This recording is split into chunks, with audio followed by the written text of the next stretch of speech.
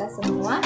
Perkenalkan, nama saya Fia Nirpana Boris Sipayung, NPM 19110016 dari Universitas HKBP Nomensen, Program Studi Pendidikan Bahasa dan Sastra Indonesia Stambuk 19. Di sini saya akan memaparkan jawaban-jawaban dari pertanyaan yang telah diberikan oleh Bapak dosen kami, yaitu Harlen Simanjuntak MPD, yaitu mengenai pandemi COVID-19. Baiklah, saya akan memulai pertanyaan dan menjawab pertanyaan yang nomor 1, yaitu bagaimana dampak pandemi COVID-19 terhadap bangsa Indonesia. Mengenai pandemi COVID-19, kita ambil dari pandemi COVID-19 yang nama kata lainnya yaitu Corona. Banyak sekali seperti perekonomian di Indonesia sangatlah berubah. Jadi di sini dampak negatif, dampak COVID-19 bukan hanya berdampak pada kesehatan kita, namun juga berdampak pada perekonomian kita di Indonesia ini. Selain perekonomian di Indonesia yang berubah, adalah mengganggu proses produksi, distribusi, dan konsumsi akibat tingkah dan skema penularan yang menyerang aspek paling fundamental dan dari seluruh aktivitas kita, yaitu interaksi fisik antara manusia hingga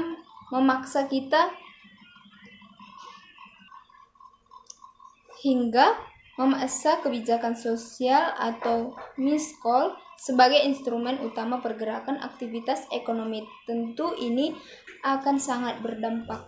Meskipun ekonomi kita sudah mulai bergerak ke arah digital, namun ini tidak cukup kuat untuk menjadi alternatif sosial atas dampak pandemi COVID-19 ini. Pelaku usaha, baik skala besar maupun menengah, kini sudah mulai kelimpuan proses input dan output ekonomi macet. Sudah banyak perusahaan menutup usaha dan pabriknya akibat transaksi perdagangan mengalami penurunan akibat kurangnya pembeli serta terbatasnya ekspor. Dan sekarang selanjutnya adalah yaitu soal nomor 2, yaitu bagaimana pengaruh pandemi COVID-19 terhadap pendidikan sekolah. Dari sini saya akan mengambil pengertian pendidikan terlebih dahulu. Pendidikan adalah berbicara tentang masa depan suatu bangsa. Ini mengapa pendidikan harus senantiasa menjadi perhatian yang khusus agar masa depan suatu bangsa dapat terjadi. Bila tidak, maka akan mengancam serius terhadap berlangsungnya suatu bangsa ini. Yang telah dengan situasi sekarang ini, yaitu dengan adanya corona atau pandemi COVID-19 yang berpotensi mencegah penyebaran corona, walaupun dia demi beberapa negara masih berupaya untuk membuka sekolah seperti biasa. Jadi di sini saya akan memaparkan yaitu dampak positif dan dampak negatif yang dialami oleh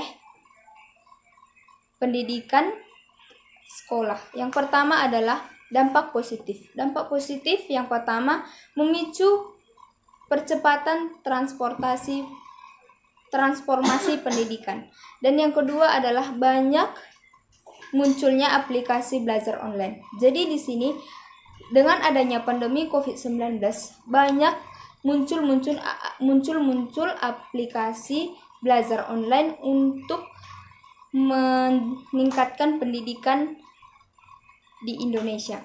Dan yang ketiga, banyaknya kursus belajar online. Sama halnya dengan nomor 2 tadi, munculnya aplikasi belajar online. Sama halnya kursus online yang gratis.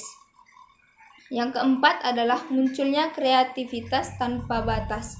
Dan yang kelima adalah kolaborasi orang tua dan guru. Kolaborasi, yaitu ada interaksi antara guru dan orang tua. Dan yang keenam adalah membangun mental positif. Maksudnya di sini membangun mental yang positif. Di sini adalah ada tingkat mental anak itu belajar di tengah keluarga. Jadi dengan adanya pandemi COVID-19 dan siswa atau seorang pendidik belajar di rumah dengan keluarga akan mendampakkan aroma yang positif untuk mengharmoniskan yang namanya pendidikan, yang namanya keluarga. Dan yang selanjutnya adalah dampak negatif. Dampak negatif yang pertama adalah penguasaan teknologi yang masih rendah. Jadi di sini kita misalkan yaitu dengan sekolah dasar. Sekolah dasar mungkin belum menguasai yang namanya teknologi, masih rendah. Dan yang kedua adalah keterbatasan sarana dan prasarana.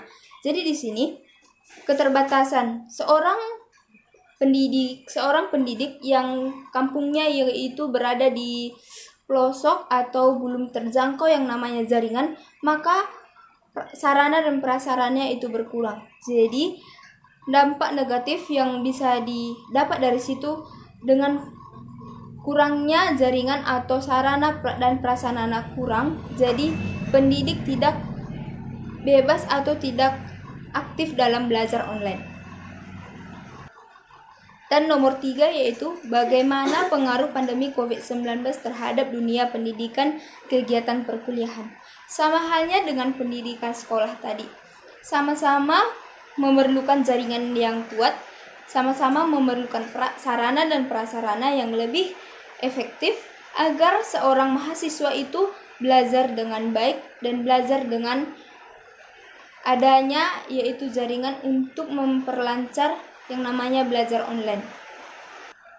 Oleh karena itu, seluruh pendidikan, mau itu sekolah dasar hingga perkuliahan, itu harus ditanggungjawab oleh pemerintah. Pemerintah harus mengambil tindak lanjutan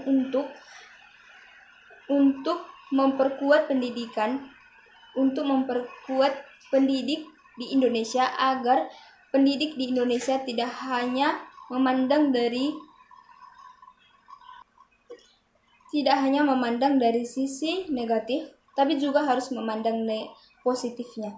Dari sebelum-sebelumnya, misalnya mengurangi kemalasan bagi seorang pendidik. Jadi, dengan adanya pandemi COVID-19, pendidik akan lebih giat untuk mencari ilmu karena diawasi oleh keluarga, dan seorang pendidik akan merasa disayangi oleh keluarga, diajari, dipandu oleh keluarga dirinya sendiri. Jadi oleh karena itu, dengan adanya COVID-19 kita harus tetap waspada, kita harus tetap mengikuti yang namanya panutan atau instruksi dari pemerintah kita. Kita harus lebih giat, terlebih kita seorang pendidik, kita harus lebih giat untuk belajar dan mencapai ilmu kita setinggi-tingginya untuk demi kebangsaan kita Indonesia. Sekian yang saya sampaikan. Jika ada ucapan atau kesalahan kata yang saya sampaikan, saya mohon maaf. Terima kasih.